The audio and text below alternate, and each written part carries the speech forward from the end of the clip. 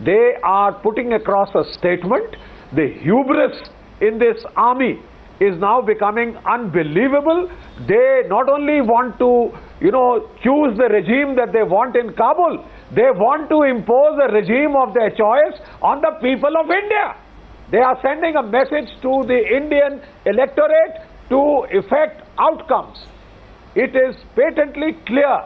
It is patently clear that this is a specifically orchestrated message. I'd rather think, please don't forget, from what I'm hearing, Kargil war, the Kargil war was launched when there was a caretaker government and elections a regime on India because Indian people are far too wise. That point is taken, but it appears to me that today the Pakistani army and the Pakistani government, Mr. Pirzada and Mr. Rashid Qureshi, and I assume, one second, and I assume that you completely agree with the fairly solid points made by Indian panelists, that today the Pakistani army and some sections of the Pakistani government are competing with each other to create a nightmare situation that India is going to attack Pakistan. Modi is going to come to power, so let's ratchet up the situation as much as we can and compete with each other in distracting the attention from our local problems. Is that correct, Mr. Rashid Qureshi? Can you factually counter anything of what our guests have said from India? Yes, absolutely. I've listened very carefully to my friend from the Congress party and to the general and all other points that were brought out. And let me say from the outset that you started talking about interference into the internal affairs of India. Now, if this is your reaction to what the army chief said in Pakistan about Pakistan's affairs, then I would leave it to the panelists to decide who's interfering in whose affairs. One. Number two, if India is having its elections and there's a tremendous turnout, what to say of 60% or 80%, even if it's 100% turnout, how does it matter to Pakistan? It matters to you, sir. You choose, sir, it matters to you. Sir, hold on. It matters to you because it matters to you, General Qureshi. Let me complete. It matters to you because in Pakistan, everybody knows that the elections to Pakistan occupied Kashmir if you are were not rigged. ready to listen to the answer. Sir, the fact is, it matters to you because it reminds you. One second, General Qureshi. No, General Qureshi, you say, how does it matter to us? Let me tell you. Let me tell you why it does. No, hold on. Let me tell you why it does. Let me first finish now. So let me tell you why it matters to you. Hold on.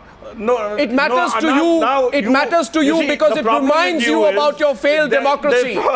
The problem with you is that you're such an anchor who comes up with a solid briefing by RAW, sir, your I have my agency, facts right, and you try to thrust it down our throats. Sir, you can. Now, sir, there is no way let me tell you, going to agree to what you're saying. Let me tell you, unlike your country. Mr. Qureshi, let me tell you something, Mr. Qureshi. Unlike in your country, Mr. Qureshi, government that destroys it doesn't matter to Pakistan. Mr. Qureshi, it is India's choice. Mr. Qureshi, it is the choice of the Indians. Mr. Qureshi, select a government of their choice. Mr. Qureshi, there is no doubt about that. Mr. Qureshi, it doesn't bother us.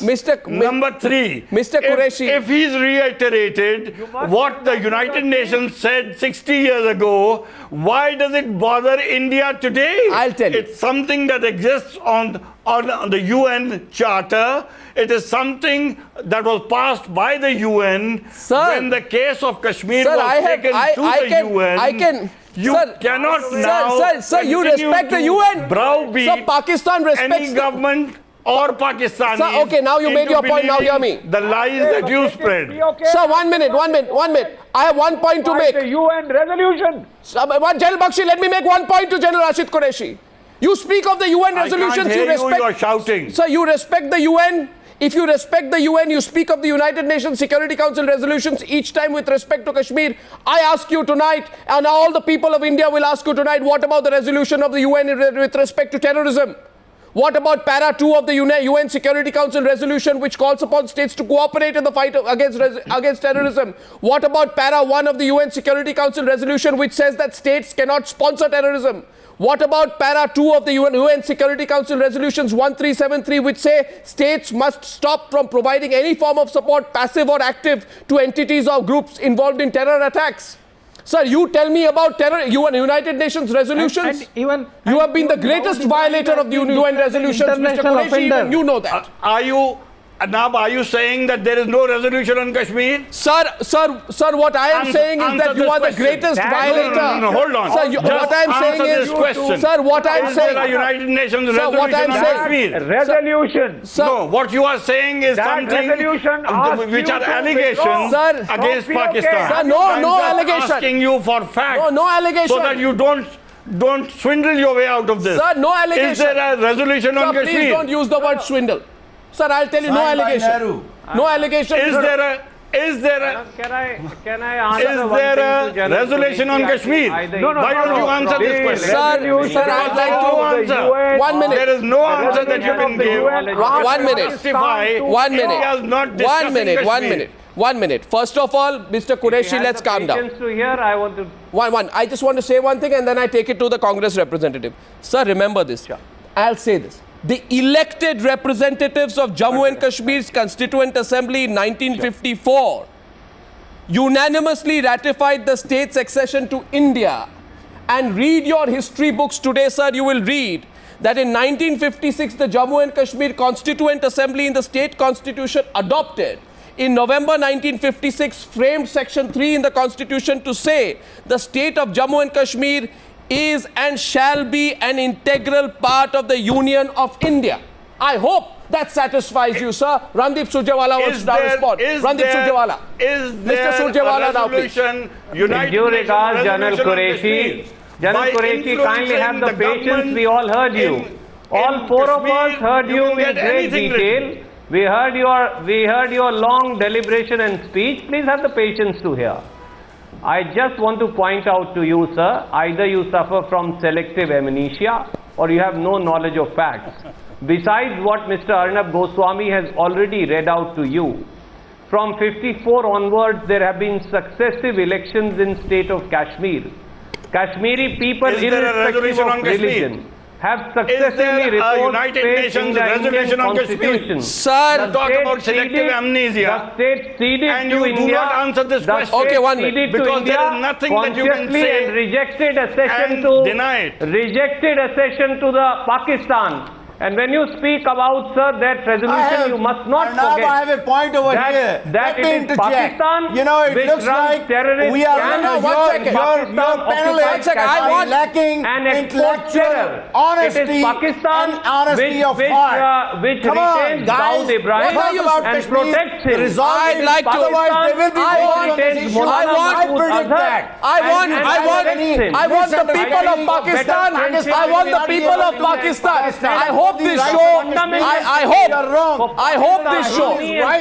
That yes, you have to resolve the issue of Kashmir because it is a jugular of Pakistan. Calm down. And this has to be decided. Sir, calm down. You guys are living in a world where reality does not Sir, exist. I'll tell you the reality now. I'll tell you the reality. Just give me a minute. The reality is, Mr. Pirzada, that we I'll tell you the are challenging reality. you at the state level Arnab, to settle the issue of Arnab, Kashmir. I'll tell you the I told reality. you this time. Sir, I'll tell you the reality and I'll tell General Qureshi the reality. Now, please, gentlemen, both of you together. You are men of great eminence and knowledge. But I am really surprised today, I must say. And don't take it otherwise, Mr. Pirzada. I know you have areas of your strength. But it appears to me tonight. Narendra Modi, Sir, 1 minute. Sir, let me complete. And you are now talking about. Sir, I have not even asked the question and you're on the back foot. foot. The murderer of Gujarat. Sir, I have not even asked the question and you're on the back foot. Let me ask the question first. First of all, I want one thing. This is an offensive statement by me. Sir, please listen to me. Listen to me. I don't get offended and I don't listen to everything you say. Now listen to me, sir. I want just one thing to say, sir. I want everybody in Pakistan to watch this program. Because they will realize. No, 1 minute, sir. Sir, 1 minute, sir. Because I think this program should be shown to the people in Pakistan and especially the questions you offer a solution. Sir, I'm just saying that I think for the guest to say anything at all. Mr. Pirzada, Mr. Pirzada, just 1 second. Allow me one sentence and don't interrupt me. People in Pakistan should see this, and all those sections especially which hope that they will create a political divide on Pakistan, they will see this and they will realize that as far as your nefarious and cowardly designs are concerned, sir, more than 1.2 billion people in this country and all political parties are more than ready to take you on unitedly. And now let me handle the question on the UN resolutions. You don't understand, sir, that you don't have to listen to me. I hope you listen to Ban Ki-moon. I hope you listen to Kofi Annan. Because Ban Ki-moon and Kofi Annan both told you that your entire argument is absolutely flawed and does not hold. They told you repeatedly. Well, maybe they told now you want now even the UN Secretary General does not matter to you. Told you in private. The UN Secretary told in private. I can quote him chapter, para, and verse. Absolutely wrong. I can absolutely right. I will quote him now. I will quote him, and you will have to take back what you say. I will quote him now, sir. No. You're absolutely wrong. Sir, I will have to quote him now. Why don't you answer the question? I will quote him. Why don't you answer I will the quote question? him. I will quote him. Ban Ki-moon in August Kashmir. 2013. And Seshadri Chari can come in. Ban Ki-moon says that, you know, this UN monitoring group is not and never can be mandated with any political role. These political issues should be handled and discussed by leaders of both sides. Kofi Annan told you that the UN resolutions that come under Chapter 7 of the Charter were self-enforcing, like those related to East Timor and Iraq. In no position, oh, 1 minute. Now you're on the back foot. Position now you're on the back to foot. Say a thing now like you were that. now you were quoting And the UN. When I quoted back at you, you are nervous. In private, God help you, because Sir, you are Kofi Annan. disinformation. Kofi Annan, March 2001, and I have an elephant's memory on such issues, says that the second type of resolutions which do not fall in the purview of Chapter 7 needed cooperations of the concerned parties for their implementation. The UN resolutions on Kashmir do not fall in the category of Chapter 7 and hence require cooperation of the concerned parties. In this case, it is lacking, and therefore it is non-binding in nature. And it is non-binding in nature. Seshadri Chari, I hope that is a sufficient answer to you, sir. That there is a resolution on Kashmir. Sir, the resolution recommended that in order to ensure the impartiality of the plebiscite, Pakistan withdraw all tribesmen and nationals who entered the region for the purpose of fighting. And Pakistan ignored the UN mandate. And Pakistan continued fighting. Pakistan continued fighting, holding on to the portion of Kashmir under its control. Sir, I have just now quoted from the resolution for you. Anyway, let me just jump in. So one second, Seshadri Chari wants to come in. Your problem is that you guys are depriving on the one side 160 million Muslims of India from the right to private property. They cannot sell their property. Sir, you go and hand our territory to China. Sir, you go and hand our territory to China. From Gujarat to New Delhi. Sir, you go. Have deprived them. Sir, you go and hand our territory to China. All the Muslims of Kashmir as your slave forever. Anyway, that issue is settled now. Seshadri Chari, it's not working. You are pushing the situation towards a borderline situation. You are nothing else. What about that? Seshadri Chari. You have just read out a UN resolution that calls for plebiscite. I think the Pakistani. Guests. How can you sit on that? I think the Pakistani guests have had enough time on this channel and sit there and lie. Sir, sir, I ask you, sir, please don't use the word lie. I have proven facts to say. Sir, don't say the word lie. I would tell you, I am arguing by fact with you. I am arguing by fact. You're on the back foot. You are completely today on the back foot today, because is Pakistan willing to withdraw all troops from Kashmir as is the mandate of the UN resolution? Withdraw your troops.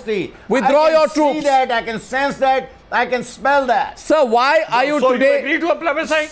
Sir, please understand. You agree to a plebiscite in Kashmir? Will you implement the Security Council resolutions on terrorism? Will you implement the Security Council resolutions on terrorism? The resolution, don't you know the UN Charter? You do not answer. Sir, don't you know the facts? You're shifty. You sidestep the question. You don't want okay, to so answer. Mr. Rashid Qureshi, I request you, Mr. Qureshi, I want you to, Mr. Qureshi, I want you to educate yourself about the UN Charter, Chapter 6, passed by the UN. Resolutions under Chapter 6 of the UN Charter are non-binding and have no mandatory enforceability. You read it first. That's the fact. Nor understand United Nations resolutions. So now nobody can tell you. Nor do they understand the biggest exercise in democracy in the history of the world that is currently happening in India today. Of You were course you asking, care. sir, why should Pakistan be interested? Pakistan should be interested. Every person who has faith in democracy in the world should be interested. Because unlike in Pakistan, where fortunately, for heaven's sake, we do have an elected government now. I hope that you continue to have elected government because people of Pakistan do want friendship. We have faith in. It is only when Pakistan's civilian government gets led by its army 3 minutes to when go. the whole trouble arises. And I think this is something that you need to understand, that the 3 minutes to go, and let people in India also watch today. Let the people of India also watch today. Let the people of India watch today that perhaps for the first time in the last 3 or 4 months. Get some 1 minute. intellectual honesty. Sir, let the people of India also watch today and see. I think you have given enough time. Sir, I think you need to let Mr. Chari respond. General Qureshi. When you don't have an argument, Arnav, you have given enough time to our Pakistani guests. you start shouting. And I'm very sorry to say, I completely agree with my friend Mr. Surjewala, who has very categorically said that the Pakistanis are probably suffering from selective amnesia. It is very true. Well, is that the only I fully word agree you with Mr. learned from the Surjewala when he dictionary? says that the Pakistani guests are suffering from selective amnesia. And therefore, How many times would you I say think that? it is time for us to remind our Pakistani guests that because they do not get enough time to do India bashing on their own television, they are accusing the Indian televisions of being an extension of Raw and other things. In India, we don't believe in all these things. We have got a very free and democratic media. Number one. Number two, as far as Indian Parliament resolution is concerned, I want to remind our Pakistani guests that we still go by the Indian Parliament resolution passed when a Congress Prime Minister, Mr. P.V. Narasimha Rao, was heading the government. Absolutely. And it says the only unfinished job is to take back the Pak-occupied Kashmir. Absolutely. And that is the job that we have to do. That's the And point. we have the complete support of all the political parties in this job. And it was Mr. Tariq Ali who wrote a book, Can Pakistan Survive? In 2014, the next edition of that book should be, Should Pakistan Survive? I think the entire world will agree that a failed state like Pakistan has no reason to exist. Therefore, it is for Pakistan to decide whether they want to continue as a peaceful country or whether they want to become a history. Sir, even Imran Khan said you rigged the elections in Pakistan-occupied Kashmir. What's the point? Sushant Sareen has something to say. Sushant Sareen. Forever, it will outlast. I just have two very short points to make. Pakistan is a nuclear state. Sir, don't give me that nuclear. Threatened Oh, yeah. Sir, don't give that nuclear thing. Yeah, it's a nuclear state, fine. Or no, I just have 2 points to make. Don't give that crap. We know what is your nuclear strength. I say that. And as far as nuclear documents are concerned, we know our strength and we know your strength and the entire world knows your strength and we know how you got it. Therefore, don't sell that idea back to us. May I just come in, Sir, let's have 1 second. I want to say one thing to Syed Tariq Pirzada. Mr. Pirzada, 1 second. Mr. Pirzada, 1 second. First of all, let's not do this. I'm coming to you, Mr. Sareen. I just want to say to Mr. Pirzada, your borrowed Chinese toys don't matter. Your borrowed Chinese toys don't matter. Let's talk straight. Sushant Sareen is responding to you. Sushant Sareen. Sushant Sareen. And Mr. Pirzada, on the nuclear issue, let me tell you, even before you can dream of a nuclear attack on India, Pakistan will be obliterated from the world map once and forever. So don't do this nuclear threat again. Okay, Sushant Sareen. Well, I Or can no, tell you this is a I just disagree with Mr. Surjewala on a short point.